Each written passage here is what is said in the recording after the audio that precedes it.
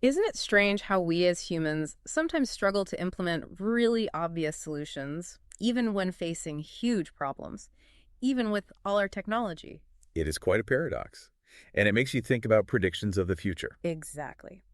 Which brings us to H.G. Wells's The Shape of Things to Come, published what, way back in 1933. That's right. And it's fascinating because while it definitely discusses conflict, there are these surprisingly positive, forward-thinking visions woven in too. Right. We want to dig into some of those positive theories today. And just a quick mention for more analysis like this, you can check out our YouTube channel, Mindful Moments. Oh yeah, what's that about? Well, it uses AI to analyze books, kind of like this one, trying to spark reflection and, critical thinking on these big ideas. Interesting. Thinking about Wells writing this, he wasn't just a fiction writer. He'd done philosophy, the rediscovery of the unique, even biology with a textbook. Really? A textbook? Yeah, but apparently his health wasn't great, so relying just on writing must have felt, well, precarious. Hmm. Maybe that personal struggle fueled his goal. The forward dimension, he wanted to make people really see the human condition. Even the uncomfortable bits. Yeah, I think that vulnerability could definitely play a part. Okay, so the book itself, The Shape of Things to Come. It's got that subtitle, The Ultimate Revolution. And it's dedicated to Jose Ortega y Gasset. The Spanish philosopher. Wells must have met him in Spain around 1932. Shows he was really engaged with the thinkers of his time. Definitely. And he wanted these ideas out there. It was republished pretty quickly as a cheap paperback, 2 volumes. To reach more people, right. He mentioned wanting earnest young men and women, the working class, to read it. Exactly. That push for accessibility says a lot. And he dives right into big global issues like economics. Even back then, what were his ideas like? Well, he called them crude himself, but they were quite insightful, really. He suggested, for instance, scaling down debts by reducing the gold content in currencies. Huh. How was that received? Initially dismissed by the experts. But the idea actually gained acceptance later on. It shows how understanding these complex things evolves. That connects to how we grapple with similar issues today, doesn't it? It's not always straightforward. Not at all. And then there's this human element he brings in. There's an anecdote about a conversation he had with a man named Raven in Geneva. Oh, yeah. What happened? Well, Raven apparently hinted he could see the future. Yeah. But then he just got really depressed about it, said, I haven't the guts for it. Wow. That's quite a reaction. The fear of knowing, maybe. Exactly, that very human response. And Wells connects it to one of his own short stories, Brownlow's Newspaper. Where the guy gets a newspaper from the future. Yeah, from 50 years ahead. Yeah. Just brief, incomplete glimpses of change. Raven was apparently fascinated by that idea. I can see why. Just a partial view, Yeah. tantalizing and maybe terrifying. And Raven himself, apparently worried about his own insights. Mhm. No proof, feared being seen as cranky. Like Oliver Lodge or Charles Richet, people who explored unusual ideas often face skepticism. Right. It takes courage to push boundaries like that. There's this tension between insight and social pressure. That tension seems to run through the book. He also critiques the politics of his time pretty sharply, doesn't he? Whoa, absolutely. He looks at Russia after Lenin, particularly Stalin's, dogmatism, suppressing dissent like Trotsky. Contrasting it with Lenin's earlier flexibility. Exactly. He draws a parallel, saying that kind of rigid thinking hinders progress, much like, say, theological disputes did centuries before in Europe. So a key point there is the danger of inflexible ideology. Definitely. And he contrasts that kind of stagnation in social and political thought between, say, 1812 and the Great War. With the huge leaps in science during the same time, gaslighting, steam, medicine. Precisely. Why did social progress lag so far behind technology? That's a big question he raises. And this feeds into a central conflict in the book, right? The struggle between the past and the future. Yes, the thing achieved, holding back the newborn idea. He uses these powerful myths, Saturn devouring his children, Jove binding Prometheus. Wow. And he connects it to real history, like debtors versus creditors in Rome. Yeah, or in Judea. He even suggests Marx didn't fully grasp this specific conflict because his focus was more on industrial finance. We can see the limits of those early economic thinkers now, of course. We can, but Wells gives them credit for challenging the old ways, dismantling assumptions, especially what he calls the infantile habit of assuming the fixity of the thing that is. That need to question the status quo. Still so relevant for us. Absolutely. The book also notes how London's role as the sort of cosmopolitan center faded after the war, with nothing really replacing it. And things like American and French gold hoarding didn't help global industry. Not at all. Made things worse.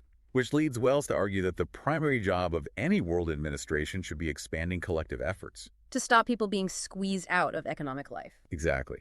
He contrasts that with the common acceptance of, well, waste creation for jobs, or tolerating huge arms spending as if it were just normal public expenditure. That leads into the militarization he describes, doesn't it? In Europe, America, before and after the Great War. Yes, the rise of uniformed groups. He even notes how the perception of soldiers changed quite dramatically in the U.S. during that time. It's kind of scary how easily societies can shift priorities like that. It is. And Wells makes this chilling prediction about future warfare, needing fortifications over towns, not just around them, because of air power. A huge shift in thinking. And he links it to this sobering idea. Sometimes fear drives change that prosperity won't. Like the slow modernization of housing, maybe fear would force it. That's a powerful thought. The book then goes on to argue for the inevitability of a world state, right? Yeah, driven by communication, transport, economic interdependence. Yeah. Even though the political world was still fragmented into competing nations. And he points out how 20th century wars were becoming vastly larger in scale than earlier ones. Exactly. Bigger scale, fewer advantages, more destruction. And he doesn't sugarcoat the Great War itself. No, the description sounds brutal. The initial slaughter, trench warfare, the suffering. Immense suffering. He mentions British prisoners at Kut, the erosion of civilization, even torture and mutilation. It's grim. But then he includes that odd story about Henry Ford's peace ship. The Oscar II, yeah. He calls it a gleam of tragic comedy amidst the horror. A strange contrast, especially since the U.S. was also gearing up for preparedness, and Ford himself might shift to war production. It highlights the complexity, doesn't it?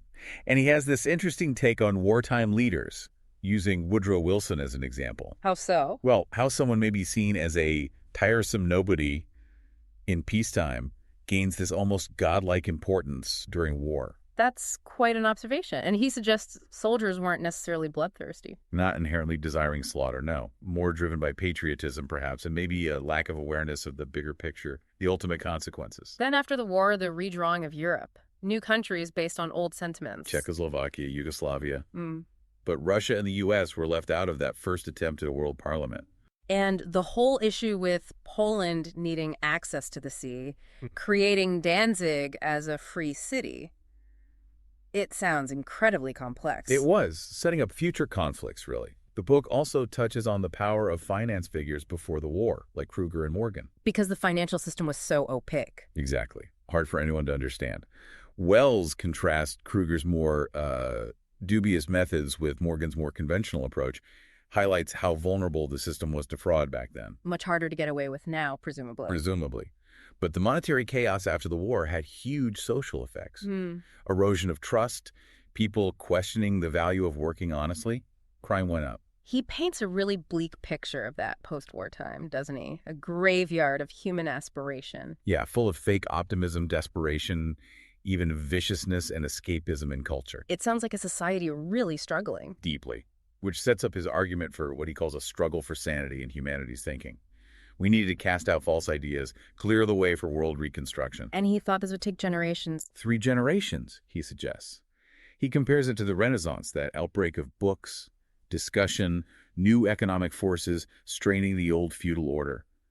New kinds of people emerging, seeking change, but maybe without a clear blueprint. Then he looks ahead, or rather, at his present. The hopes pinned on Roosevelt and his brain trust during the Depression. Right. But Wells seems skeptical, noting the mixed signals, the tactical moves. Was Roosevelt's focus really worldwide? He questions that.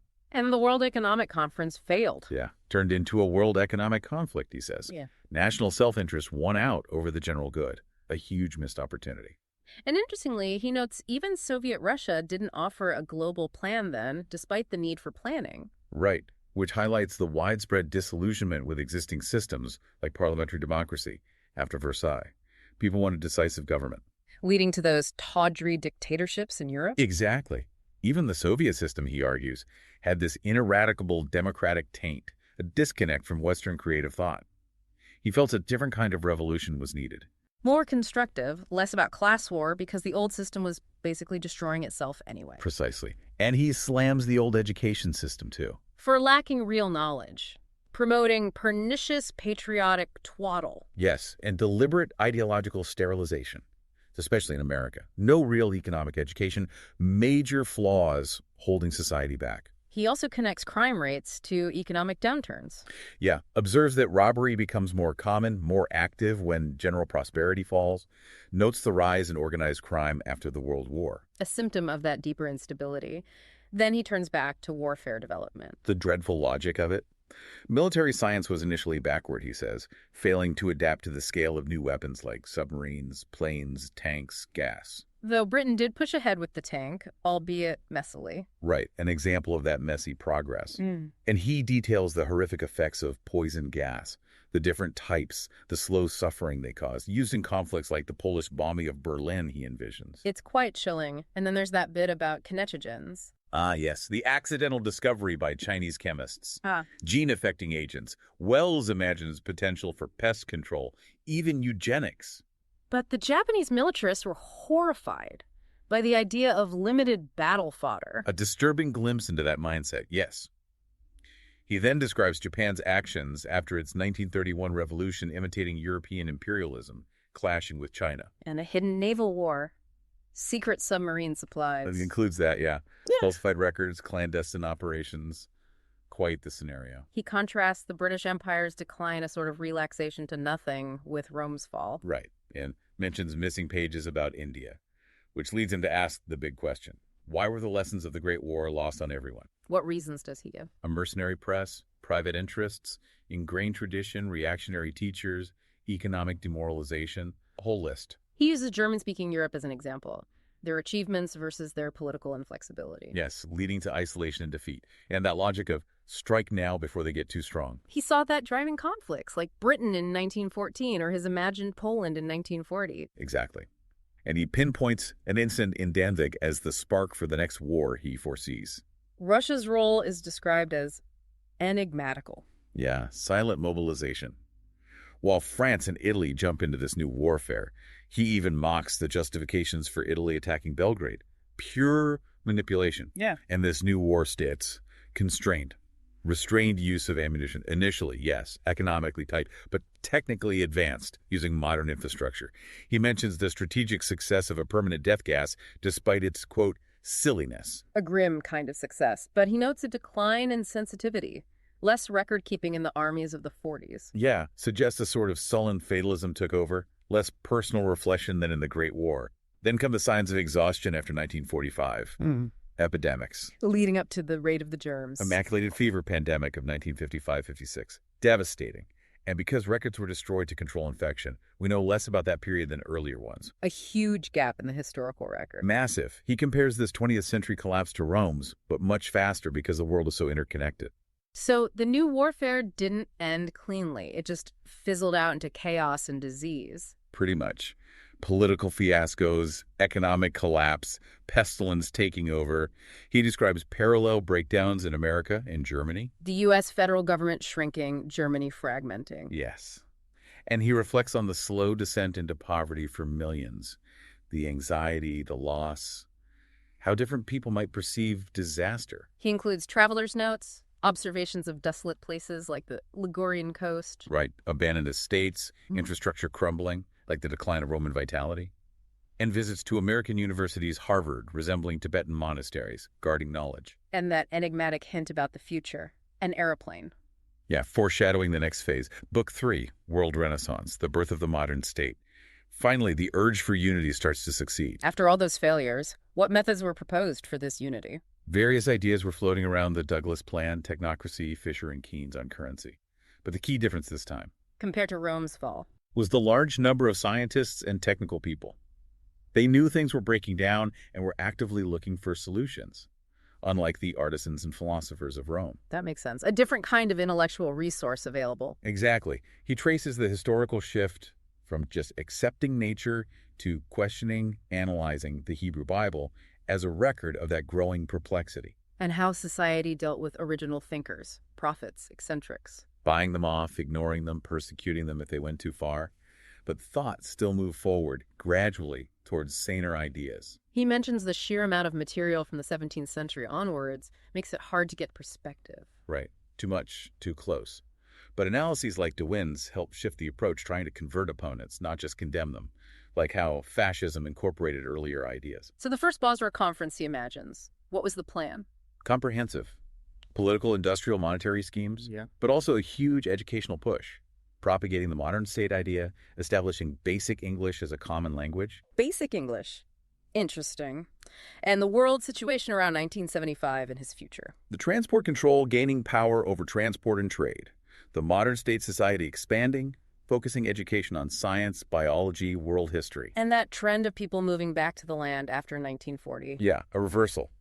Contracting with the Soviet goal of eliminating peasant self-sufficiency. He stresses how long old ideas persist, though takes lifetimes for real change. So even around 2065, at the next Basra conference, old governments and businesses still competed with the new controls. Yes.